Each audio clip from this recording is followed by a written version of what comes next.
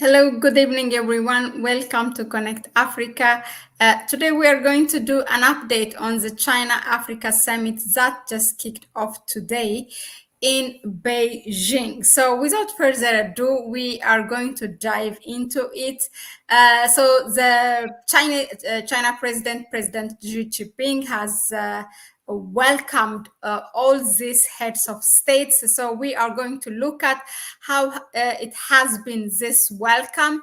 And also we might do a kind of comparison with the last US Africa summit. So we have here Kwame Gonza to do that. So Kwame, how did you see the welcome ceremony by the China president, and how many heads of states that's really shocking, I think.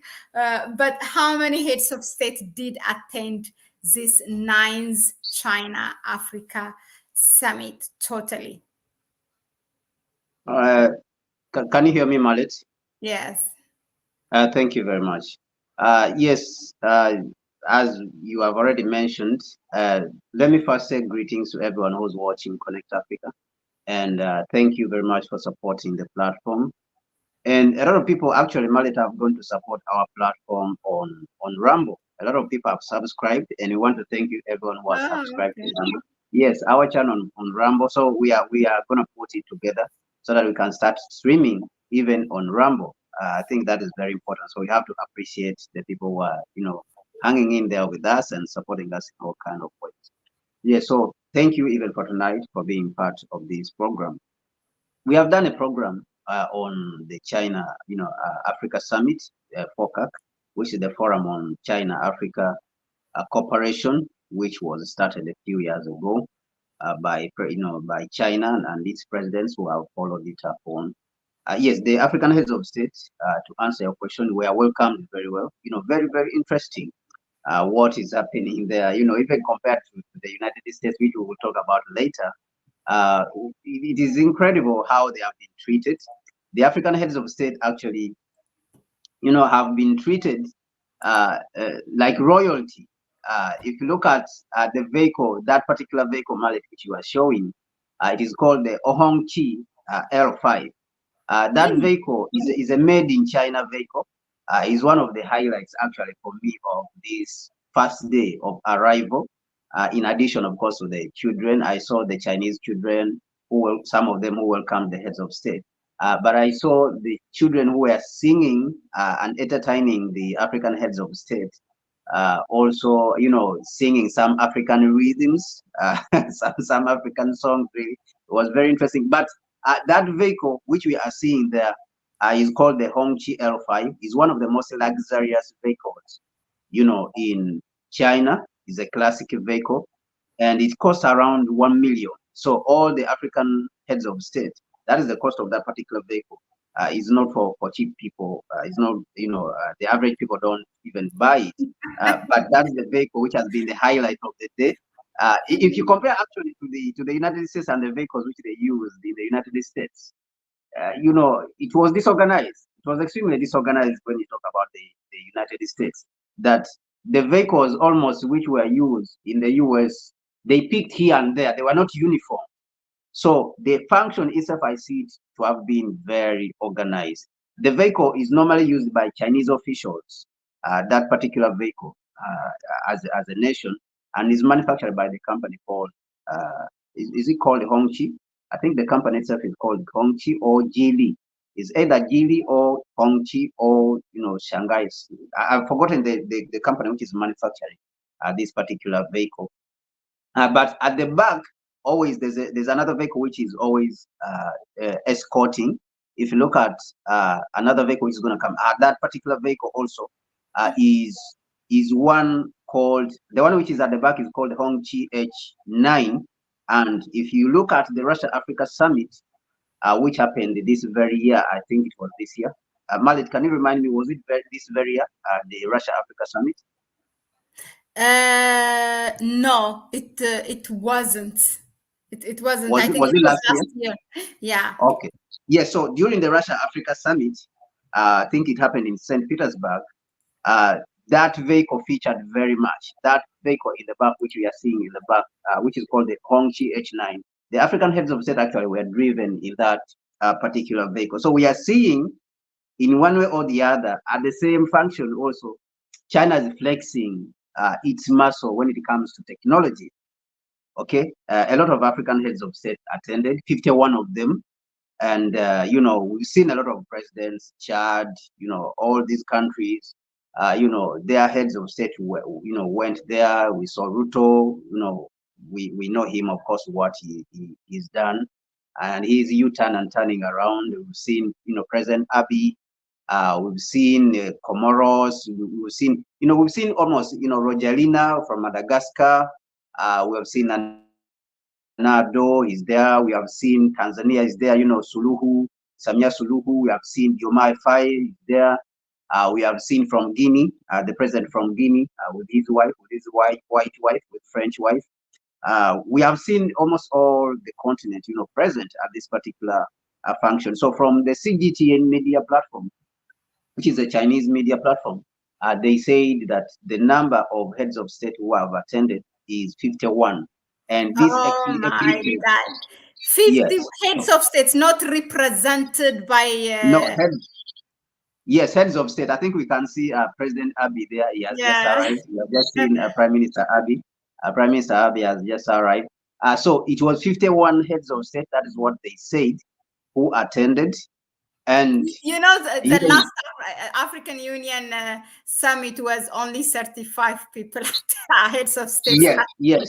So it shows you that of course, Oh we my have God. challenges. We have a lot of challenges that the African. This is President Nyusi of is it Mozambique? Yes, I think that was President Nyusi of Mozambique. And this is the one who's arriving right now is President Nanado Akufo-Addo, of course, of Ghana. He's the one there who's arriving with his wife. So what we are seeing is that, of course, there's challenges even when it comes to the African continent. Like we mentioned, we have not respected the African Union enough, that the African heads of state can troop to Washington, they can troop to Beijing, but when it comes to the African continent, their own thing, their own affairs, they don't pay that much same attention as Oh, they're this is supposed Mal. to. Oh, I thought it's Mal. Okay, no, it's not. Yeah, so they don't pay the same attention to African affairs as they are supposed to, to do. And you are seeing that they are paying more attention to Beijing, paying more attention to Washington, whether it is Europe. You see that all these summits normally they attend in big numbers, or even India. India Africa Summit. We have seen that they attend in huge numbers, and I think that this is because of lack of understanding of the continent itself by our very heads of state, that they have not put in enough time to understand our very continent, our own continent, so that they can respect it. We are seeing President Cyril Ramaphosa, of course, he is there also. Malawi, we saw Malawi is there, Zambia is there, almost all of them are there. So there's this lack of appreciation of the potential of the continent. President Kagame also, we saw him there. So there's a lack of, in Togo, Benin, all these they attended. So there's lack of appreciation of the continent, is capacity and potential in itself. I think our heads of state have not really taken stock of the importance of what we have and then appreciate it. Take time to appreciate what we have as a continent. And of course, this is a problem. This is a major, major problem that we have to find a way of solving, as we go forward, as we move forward, we as Africans, of course. So it was a nice, function.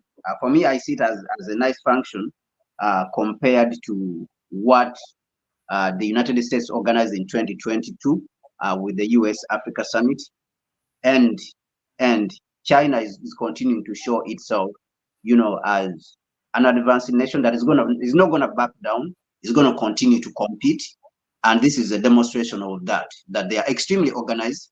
And like I said, if you look at the vehicles which were used to transport the African heads of state, it was like they were chosen from different brands. So you can see that China is more organized, is even more organized than the United States. That the United States did not have a particular brand to say that we have settled on this particular type of vehicle. This is the one which we are going to use to transport the delegates, the African heads of state who have arrived. So they were choosing from different brands, as if they have just picked it from the streets here and there and there.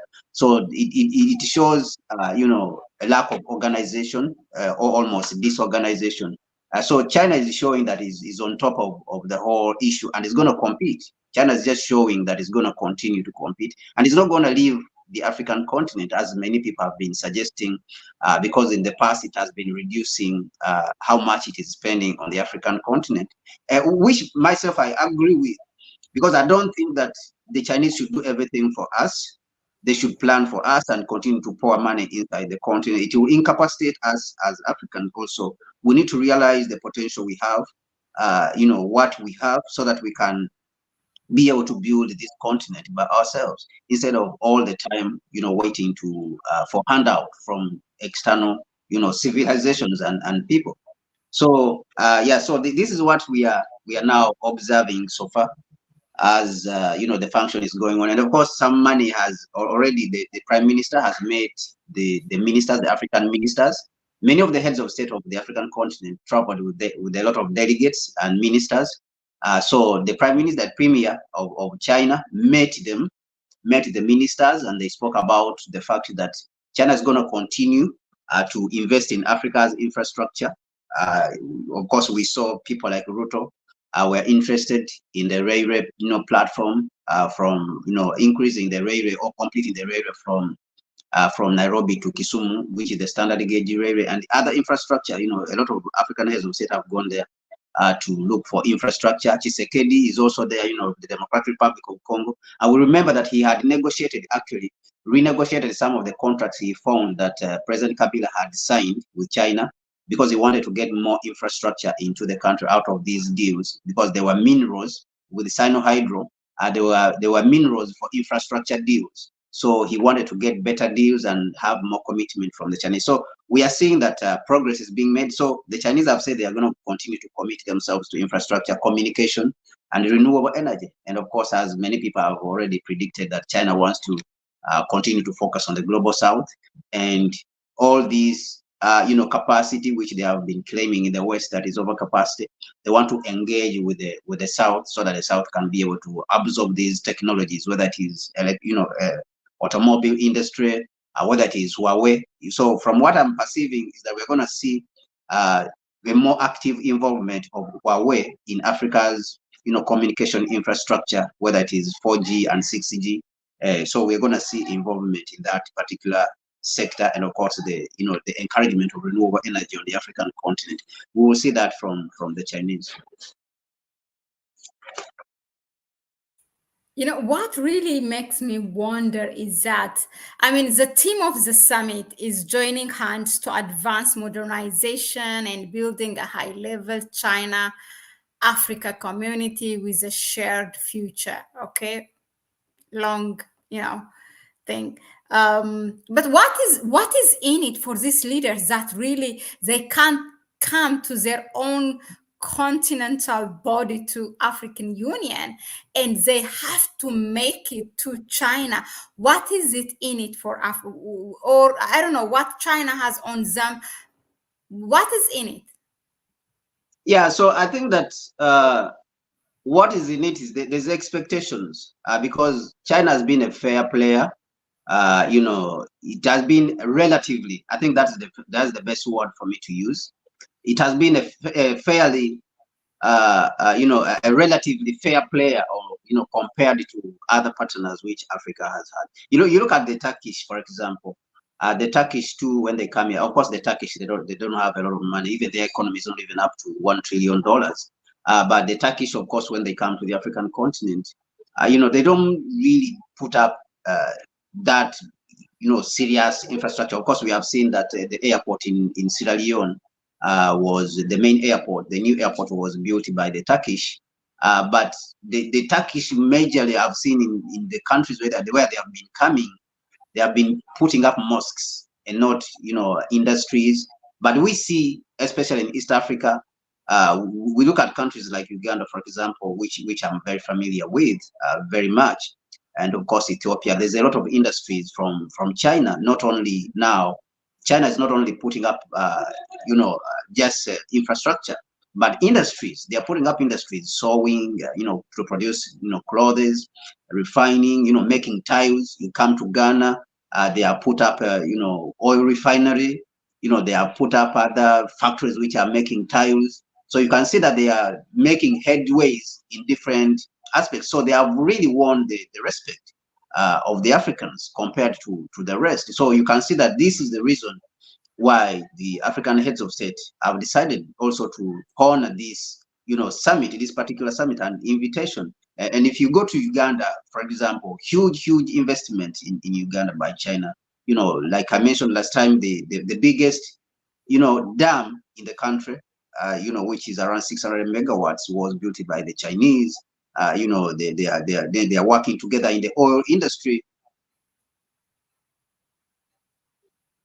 The West refused to finance the East African oil pipeline, which we know that is passing from Uganda all the way to Tanzania, and they have come up with their propaganda of environment and environment this, environment that. Even though, of course, we know that the West is the one which is polluting them more, and they themselves are building even more pipelines, and they have over 132 refineries in the United States. But they are not closing down these refineries, and they're talking about clean environment. They have their military. The United States alone is polluting almost more than the continent of Africa.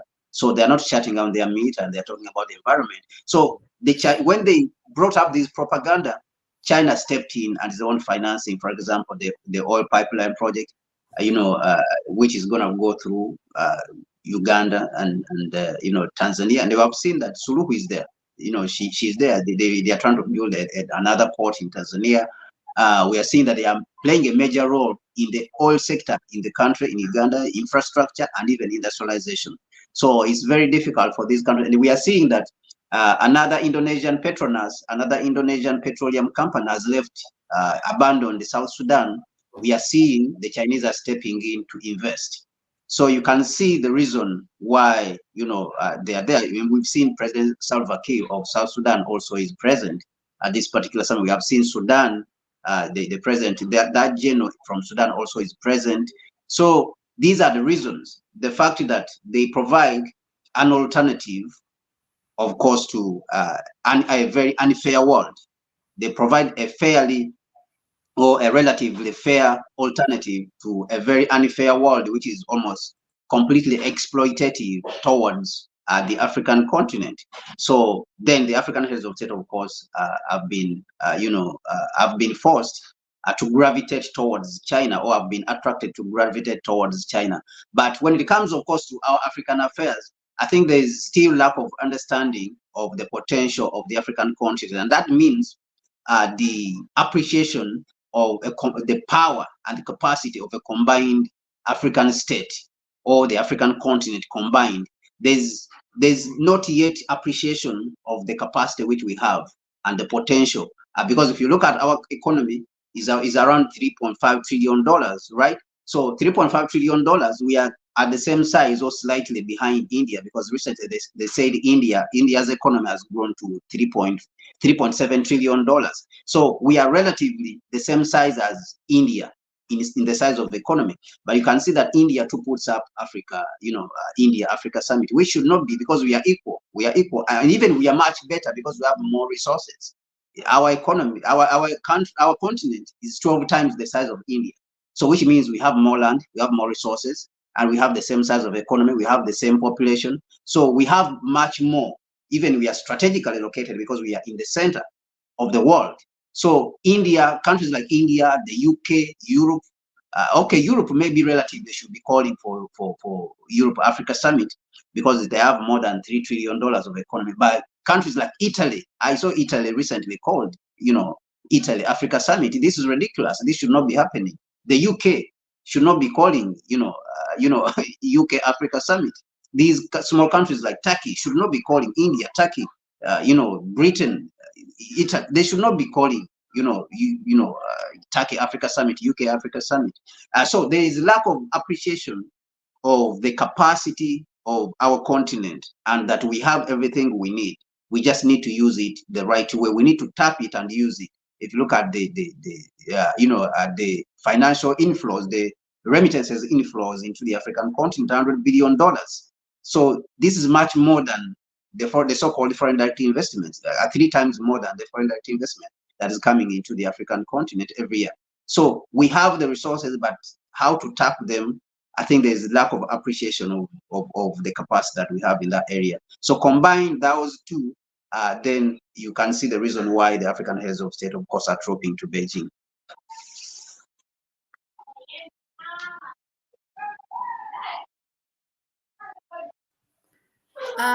Okay, thank you, Kwame. Thank you, saying this also for saying this is always. In fact, we might ask him all direct live here when we are when we don't when we want some data, for example, about the US Africa Summit. He said it's July last year, July 2023.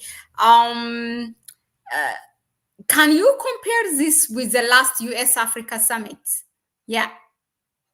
Perhaps the welcoming, the message that were transmitted through the first day through the welcoming. For example, China, with this, it has made a statement, its technology and also its airplane industry, the C919 is also, growing, and they have just celebrated their 500,000 passengers recently.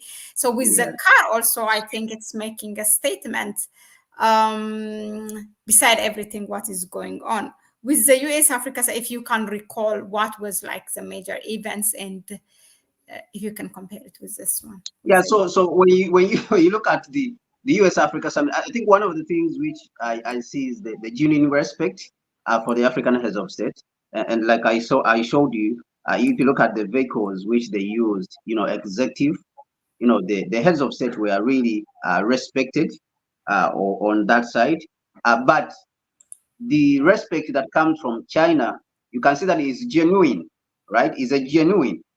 You remember that during the US Africa Summit in 2012, the then chairman or chairperson of the African Union, who was President Macky Sall, attempted to pull a chair for Biden to sit, and Biden pulled the chair from him, right? Pulled the chair from him. Of course, that small scene was not captured and was not, spoken extensively about.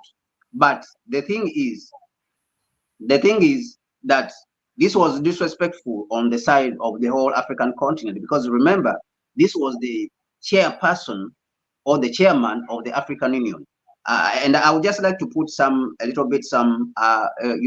clarity on that for people to understand that when it comes to the African Union, we have the chairperson of the African Union. This is Bazoum, who was overthrown. So when it comes to the African Union, there is the chairperson or the chairman, and then the chairperson of the African Union Commission. Right? There's the chairman of the African Union, and then there's the chairperson of the African Union Commission. So Faki is the chairperson of the African Union Commission, and the chairman, it normally comes from the heads of state. So currently, we have the president of Mauritania is the one who's leading the chairman of the African Union. But during the summit, the US Africa Summit, which was 22 December, the chairperson was Macky Sall, who was the president of Senegal, who just left. So he attempted to help Biden when Biden was arriving. So there is some sort of intimidation. When you look at the summit with the United States, the US sort of rules with intimidation, all right? And when you engage them, you can see that. What happened with that chair thing? Can you explain again? So there's intimidation even in the approach. So this is not just even about the summit, but we have seen even in the speech how they address the Africans. They address us as like nobodies. Okay, there is another guy who was a minister in the Liberian government, who was called Jude Moore. He gave a speech in one of the prominent American think tanks, and he said that when we come to Washington as Africans, if we want to see actually he said we came and we wanted to see, the Africans came and they wanted to see the Speaker of Congress, who was Nancy Pelosi during that period, but she played around. They told them that it's not possible to see the Speaker, and yet the same people when they went, the same Africans when they went to Beijing, they were able to meet the president of China, who's Xi Jinping, and they have access to the prime ministers. So you can see that there is respect when it comes to the Chinese, and genuine respect, not just pretense. In the West, when you look at the US-Africa Summit, what we saw is pretended respect, is just pretense. All right? Because at the end of the day, they are telling you, look, listen to what people like Blinken, when they are speaking. He's saying that we don't offer Africa, we are saying to Africa that we are not choosing for you, your partners, but we are offering you the right option. You see, that we are offering you the right option, which means he's choosing for you. Definitely he's choosing for you, but he's pretending. So this double talk then becomes a problem, that you are using fear. And of course, all of the heads of state, they know that the United States uses coups to remove the heads of state who don't agree with it. So you can see that the United States relationship is based on intimidation, fear, and threats, domination. Okay? And the fact that if you differ from their thinking, they will remove you as a head of state, or they will sponsor an opposition in your country, which is different from China. So when the African heads of state actually arrive in China, they feel at home. They normally feel at home. They feel like, yes, this one we can talk. These are people we can talk with. We can talk with the Chinese president. We can have a discussion instead of us being in a subordinate situation. So you can see, like somebody said, that there's even blackmail. So these are the tactics which the United States uses, to get whatever it wants and to advance, its narrow interests, neo-colonial interests. So this is the difference that we are seeing. And of course, there's no infrastructure. The other thing we are seeing, that there's no infrastructure. Ever since the summit ended, the US-Africa summit, they committed themselves to $55 billion. We don't see where any factory has been built. We don't see any road where it has been built. We don't see any single dam that has been built. These are the things which Africa needs right now. Africa needs the best infrastructure. Africa needs the foundational infrastructure for its economy to take off. And that means investment in transportation, investment in energy, investment in communication. These are the things China has committed itself to. Not just committing itself, but China is showing us that it is helping us to build this infrastructure so that we can take off. So that, because they say, teach a man to fish so that he can fish for himself, instead of always giving him a fish so that he can eat for one day. All right. So China is helping us to build the best infrastructure. The Djibouti Ethiopia railway, the Mombasa Nairobi, railway platform. Which railway platform the Chinese also have committed that they're going to help to extend it from Nairobi to Kisumu and all the way to Kampala. All right. So these are the infrastructure we need. We have spoken about energy here. These are the pillars. These are the three pillars. When it comes to agriculture, they are also engaging, with the African partners in advancing and improving agriculture on the continent. There's about 4 pillars of industrialization generally. Energy, which China we are seeing that is engaging the African continent in. Transportation, which we are seeing China is engaging. Communication, they have already mentioned it. The premier, in his meeting with the African ministers just today, mentioned that we will invest even in communication. This is a pillar. Now, agriculture, all of them, China is investing there. Where's the United States? It's not there. They are investing in the Lobito Railway Corridor. It's just a rehabilitation. They are not building anything. They're not building anything new. And they are rehabilitating it to take out Africa's copper and gold and cobalt from the Democratic Republic of Congo. So they are not contributing. The US is not contributing. We don't see anything. So instead of having some tangible results to show for the US, is propaganda. right now, as the African heads of state are in China, the US is on their platforms. Reuters, I've just looked at Reuters. Propaganda is what they are pumping out against the relationship. Instead of putting in work, they are pumping out propaganda against the relationship between China and Africa. So there's no work they're putting in. They're not putting in work. They think that propaganda will be able to save the day and will be able to save them, and therefore will be able to build a relationship. So you can see that, like Sia and this are saying, they use blackmail. They are using blackmail in addition, which I said, threats, intimidation, all right, using intimidation, and then to show us who's dominant and how we are under them. This is what for them they use. And then of course, when African heads of state go for a summit like we saw, the one which they went to last year, then they use these kind of pretense that they respect the African heads of state. But we know deep down their hearts, they don't respect the African heads of state, and they don't respect the African continent. And it is evident in how they are portraying us on their media platforms, how they talk about us on their media platforms, and which media platforms they don't even want to rein in into their media platforms. And they say to tell them that they should tone down this racist attitude and this racist rhetoric which they are using against Africa. They don't do it. So I think they can pretend all they want, but the result from what we are seeing that is coming from China compared to what is coming from the US is evident even for a small child to see. And therefore, that is the reason why we are seeing that the African heads of state, have gone to this particular summit in big numbers compared to the United States Africa Summit, which happened last year.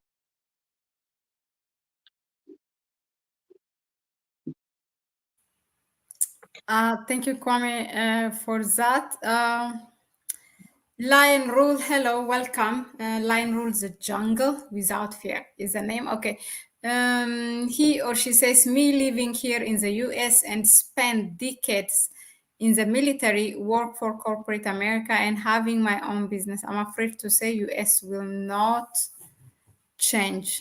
Or you wanted to say US will, you are afraid to say US. No, he's just saying that it will not change. It is right. It's just saying that the US will never change. Its attitude will never change because its attitude is imperialist, is exploitation of others, to glorify itself. It will never change. It will never change. So it promised they signed an agreement between the United States, Democratic Republic of Congo, and Zambia for the development of of processing of minerals in the Democratic Republic of Congo and Zambia, so that they don't ship out copper. Just last week, they shipped out the first consignment of copper from Congo to Baltimore in the United States. And this is not what is supposed to be done. They should build the motors, refine the copper, and build the motors in the Democratic Republic of Congo. This is what shows a genuine partnership. This is what shows somebody who's serious about what they're talking about.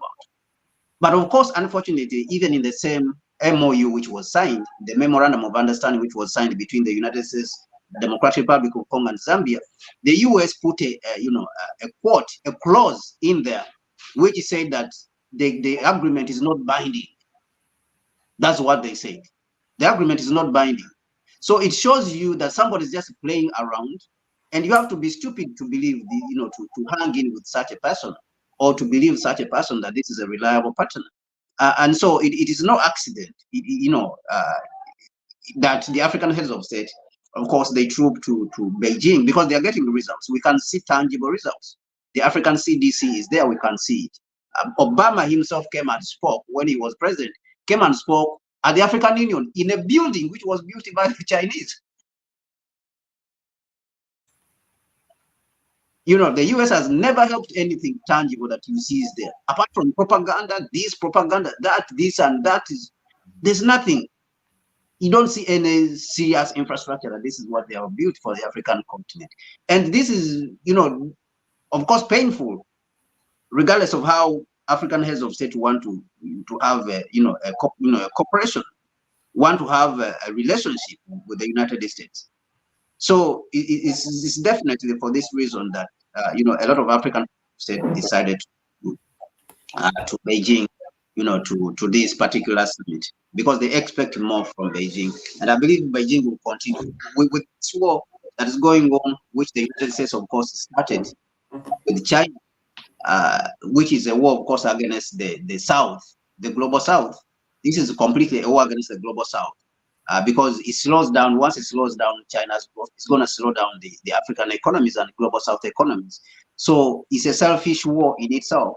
So with this war and people understanding the shift of power, the balance of power, the shift in the balance of power across the globe, and understanding that there's a multipolar world, then the African heads of state will look for where the solutions definitely are. So this is what even we are seeing in this particular summit, on this particular first day of the of the China Africa Summit. Interesting. Thank you, Kwame, really for that. I think that was it on the updates of this China Africa Summit we wanted to bring you here. Is that, of course, the welcoming, to analyze it, because the welcoming by itself says a lot. We have seen the difference between how Ukraine welcomed our African heads of states, those who went to negotiate, and how Putin welcomed them. In general, in the global South, they are more respected. Only Ruto was celebrated during his US visit. Oh my God! No, but it was even that one. Even that one was just mockery, because they want something from him. The reason they want and that picture, Biden standing and him on the chair, was that in the Oval Office? Oh my God, that is like, yeah. So it's because simply because they want him to send troops to Haiti. They simply wanted him to send troops to Haiti. That's all they wanted him. So that's why they are behaving as if they respect him, but they don't respect him. It was just mockery. So they were just it was really mockery. It was not a respect. It was just it wasn't. Like it wasn't. A small boy, a real Absolutely. errand boy. Yeah. But I'm happy to say I was there when Obama made that speech at the African Union. I was in the building and shouting. He said one thing. He was telling them, give to a new blood, to the new blood, like the African presidents, stop amending your constitution to stay in power. But we see Obama still at the center stage of American politics. Why is he not resting? Why is he still playing a part in trying to influence American politics? He should go and retire. You see? So even President Kagame said that if they believe so much that it is term limits which works, why not have one term for Obama? Why didn't he have one term and go and rest? So why did he have to go for 2 terms? So, but Obama went for 2 terms, and all of them, they go for 2 terms. But Mandela went for 1 term and rested. So if you are telling us that the term limits is the solution, and of course, I'm not saying that it should be perpetual, but if you have a good leader, I think that a good leader should be there and deliver the goods for the people. So Kagame asked that if term limits are the solution, why didn't President Obama do 1 term and go, so that he can give it to another one? So you can see that they just want to bring this arrogance. It's just arrogance. It's complete arrogance to try to define for you what should be and what should not be. But if you have enough intelligence, then you can answer back and look at their system and also criticize it. So why not have 1 term? And why don't even reduce those 4 years and make it 2 years, so that you can always have 1 term and give other people a chance? You see, so why is it that in the American system, all the people have been running, Biden and Trump, they ran, all of them above 70 years. Don't we have 40 years, 30 years people who can run the United States? So, it's just arrogance, that they peddle around. And of course, it's very unfortunate. Okay, yeah. Cindy says, looking at the land size, I'm just reading. You don't have to comment. Looking at the land size, Africa can easily accommodate over 16 billion people, since India has 1.4 billion. The climates of India and Africa are generally similar. Lion rules the jungle, says you. No, there was something else. African countries have to get tough and start pushing back on the US. Yeah, that's something they will never do. Somebody likened the collective West to a teenager who never grew out of adolescence. They feel entitled and think the end justifies the means. That's why they use violence to get whatever they want. Am I lost in this, or do you get what he say? No, I didn't hear it well. See, and they said somebody likened the collective West to a teenager who never grew out of adolescence. They feel entitled and think the end justifies the means. That's why they use violence to get whatever they want. Yeah, so what he is saying is that they think that there's only one way of doing things, because for teenagers, basically, there's only one way.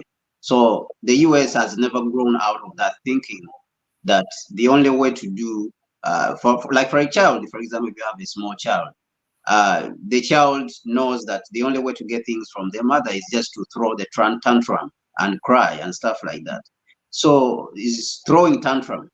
And if the mother doesn't take a stick and whip that child, the child takes that rope. Or if the child that, if the mother doesn't respond back in a way to discipline the child. So this is what is happening with the United States, that they think that everything that happens rotates around themselves. Okay, so the world rotates around them, so they should determine where the world should go, and therefore they are entitled to take everyone's resources and even re-engineer society, that particular society, which is social engineering, mold the society so that people cannot hate the United States. So that's what basically I think he's talking about. That they are like teenagers who think that the world goes only their way. Therefore, if they want, they can use violence to take whatever they want from the world. All right, so we came for a short video here just to reflect on a couple of days, but as a couple of points. But as usual, it went longer, but it was good, I think, for a good reason. Thanks again, and thank you all for tuning in. Thank you for all your support. Please share the video with others, give it a like, and subscribe if you haven't done that. What else?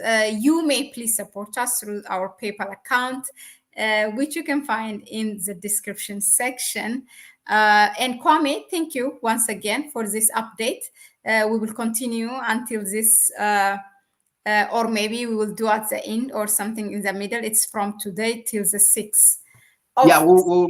We'll come tomorrow and I think comment on President Xi Jinping's speech, because he may give a speech tomorrow. He's like to give a speech tomorrow, so I will come and comment on the commitments which China will make, and then I think we will take it from there. Actually, I saw some news which came out, and they said that there's a scholar from the Institute of Security Studies, which of course is based in South Africa, but it's a Western-funded institution, NGO, sort of like that. Is funded by Western money, including George Soros. Institute for Security Studies. I see. Yes, it's funded by the Western NGOs and some dubious. I was checking it out. So there's a scholar in the Institute of Security Studies who came out and did research on the promises which China has made for the last 10 years. She said 10 years. She said from 2006 to 2021. All right, China made promises to Africa of $191 billion, and what was fulfilled out of that was about 155. So that's the research. She did a researcher. She did a research. She's called Dick Kluver, who did that. The woman is called Dick Kluver. She did a study and a research on the promises of China. So you can see that there is tangible, projects when you go around the continent that they built them. They built a lot of projects. But I was wondering if you say that, okay, no, I get the point, but how if it's really West. I know some of the sponsors. I don't know continuously, but for some of the projects, it's true. Yes. The West supports it. But how did they allow to come up with this kind of result? Because they can also Yeah. So definitely, me, what I wanted to point out is just that China is doing well, right? It has done well. If it fulfills, majority of its promises. Let me see. This is about if we look at 155, right? Let me see here. 155 divided by 1. So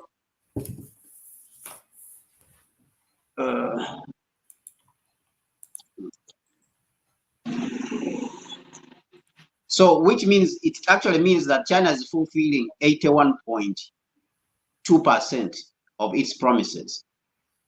81.2%. That's for those who have gone to school, you know that if you get 81% or 80, you have an A in your paper.